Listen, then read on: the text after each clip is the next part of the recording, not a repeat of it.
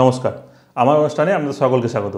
আজকে যে বিষয় নিয়ে চলে আসছি সেটা খুবই গুরুত্বপূর্ণ একটা বিষয়, অর্থাৎ 12 বছর পর বৃহস্পতি কালপুরুষের দ্বিতীয়ভাবে অর্থাৎ কালপুরুষ রাশিচক্রের দ্বিতীয়ভাবে যেটা বৃষ রাশি, সেখানে 1 মে থেকে অর্থাৎ মে মাসের 1 তারিখে প্রবেশ করছে, থাকবে 1 বছর, বিশেষ করে 2025 সালের মে মাসের 15 তারিখ পর্যন্ত। অর্থাৎ একটা বছরের সময়, অর্থাৎ 12টা মাস, 12 বছর পর বৃষ রাশিতে বৃহস্পতির গোচর হচ্ছে। খুবই গুরুত্বপূর্ণ 12টা রাশিরই জন্য, কারণ দ্বিতীয় ভাব আমরা জানি অর্থের ভাব, কুটুম্বের ভাব, পরিবার বৃদ্ধির ঘর। সেখানে বৃহস্পতির মতো গ্রহ যে দীর্ঘকালীন সময় নিয়ে অর্থাৎ একটা বছর একই রাশিতে অবস্থান করবে এবং যেটা কালপুরুষের দ্বিতীয় রাশি বা শুক্রের রাশি বৃষ রাশি, সেখানে বৃহস্পতির অবস্থানের জন্য আপনাদের প্রত্যেকের কি ফলাফল হতে চলেছে, কি পরিবর্তন আসবে জীবনে, কি কোন কোন জায়গা বিশেষ করে বাধা রয়েছে, কি উন্নতির দিক রয়েছে, কি করলে আরও ভালো হবে, বাধা বিঘ্ন কেটে যাবে, বৃহস্পতির শুভ ফল আপনারা পেতে চলেছেন, এবং কোন কোন রাশির জন্য খারাপ রয়েছে কিছু কিছু জায়গা, সেই সব বিষয় জানতে গেলে আমার এই রাশিফলের অনুষ্ঠানগুলো আপনাদের দেখতে হবে। আমি প্রত্যেকটা রাশির নির্দিষ্ট করে এক একটা অনুষ্ঠান দেব।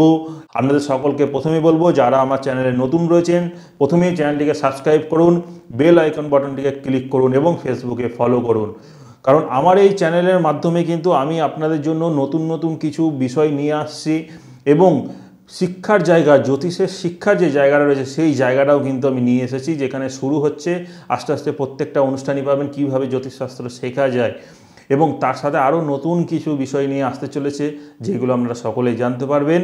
প্রথমেই বলে রাখি, বৃহস্পতির যে অবস্থান বৃষ রাশিতে হচ্ছে, তার সাথে বৃহস্পতির যে দৃষ্টিগুলো রয়েছে আপনারা সকলেই অনেকেই জানেন যে বৃহস্পতির 3টে দৃষ্টি রয়েছে, পঞ্চম, সপ্তম, নবম, অর্থাৎ বৃহস্পতির থেকে পঞ্চম, সপ্তম, নবম।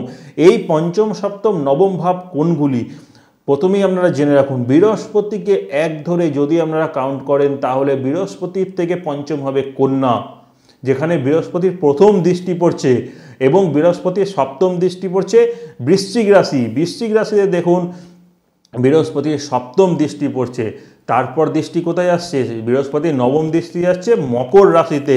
তাহলে বৃহস্পতি বৃষ রাশিতে গোচর করছে, কিন্তু তার দৃষ্টিগুলোও কিন্তু রাশি পরিবর্তন করে, অর্থাৎ আগে যেমন সিংহ, তুলা, এদিকে ধনু রাশিতে দিচ্ছিল, এবার কিন্তু বৃহস্পতির দৃষ্টিগুলো পরিবর্তন হয়ে বৃহস্পতির সাথেই বৃহস্পতির পঞ্চম, সপ্তম, নবম রাশিতে অর্থাৎ কন্যা, বৃশ্চিক, মকর, এই 3 রাশিতে দৃষ্টি পড়বে।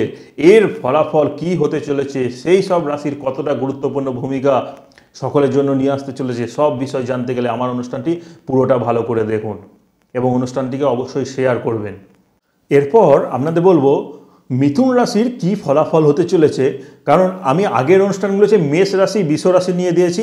আজকে আপনাদের নিয়ে এসেছি মিথুন রাশির জাতক জাতিকাদের বৃহস্পতি রাশি পরিবর্তনের ফলে কি ফলাফল হতে চলেছে। কারণ মিথুন রাশির জাতক জাতিকাদের ক্ষেত্রে মনে রাখতে হবে, বৃহস্পতি আপনার রাশি থেকে আপনার দ্বাদশে গোচর করেছে, যেটা এতদিন একাদশে ছিল, খুবই ভালো ছিল, কিন্তু মনে রাখতে হবে এবার আপনার 12th হাউস, দ্বাদশ হাউসে বৃহস্পতির গোচর হয়েছে, এবং আপনার রাশি সাপেক্ষে আপনার চতুর্থভাবে বৃহস্পতির দৃষ্টি পড়ছে, আপনার রাশি থেকে আপনার ষষ্ঠভাবে বৃহস্পতির দৃষ্টি পড়ছে, এবং আপনার রাশি থেকে আপনার অষ্টমে বৃহস্পতির দৃষ্টি হচ্ছে।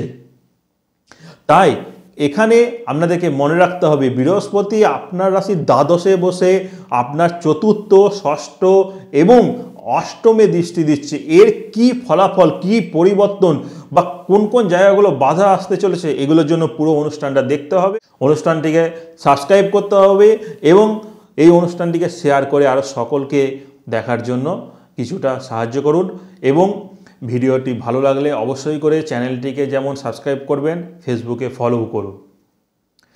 প্রথমেই বলে রাখি, মিথুন রাশির জাতক জাতিকাদের ক্ষেত্রে যে ব্যয় স্থানে বৃহস্পতির গোচরের কারণে আপনাদের ব্যয়ের জায়গাটা কিছুটা হলেও এবার বৃদ্ধি পেতে চলেছে, ব্যয়কে নিয়ন্ত্রণ করতে হবে। কিন্তু এই বৃহস্পতির একটা ভালো দিকও আছে।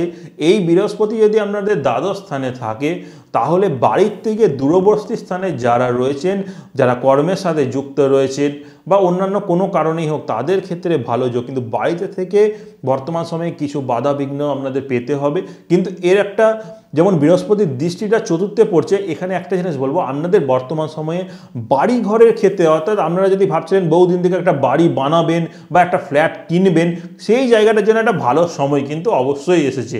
বৃহস্পতির পঞ্চম দৃষ্টি আপনার রাশির চতুর্থে যেহেতু পড়ছে, আপনাদের বর্তমান সময়ে ফ্ল্যাট, বাড়ি, গাড়ির যোগ কিন্তু শুরু হচ্ছে, যে কারণে একটা ব্যয়ের জায়গা কিন্তু অবশ্যই নির্দেশ করে। কারণ একটা বাড়ি করতে গেলে বা ফ্ল্যাট কিনতে গেলে বা গাড়ি কিনতে গেলে অবশ্যই আপনাদের এখানে ঋণ নিতে হতে পারে, বা আমরা যে টাকাটা জমিয়ে রেখেছিলেন, সেভিংস ছিল, সেটা ব্যয় হবে। এটাও একটা ভালো দিকও আপনারা বলতে পারেন। ব্যয়টাকে ভালো দিকে করুন, তাহলে অবশ্যই আপনাদের ভালো হবে। সবসময় ব্যয়টা কিন্তু খারাপ নির্দেশ করে না।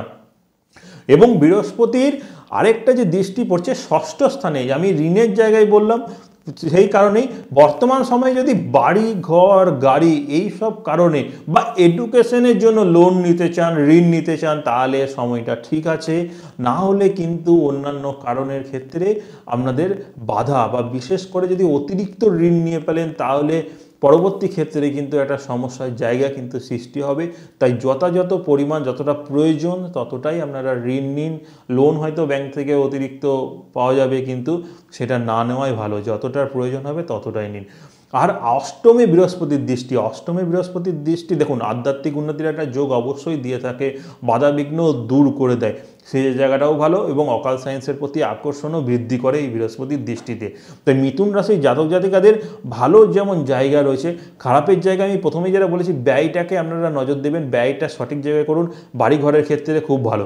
এবং তার সাথে যারা প্রাথমিক শিক্ষার সাথে যুক্ত রয়েছেন, এডুকেশনের সাথে যুক্ত, যারা ছাত্রছাত্রী, স্টুডেন্ট রয়েছেন, তারা ভাবছেন এই বৃহস্পতি রাশি পরিবর্তনের ফলে কী হতে চলেছে, তাদের জন্য খুবই ভালো সময়।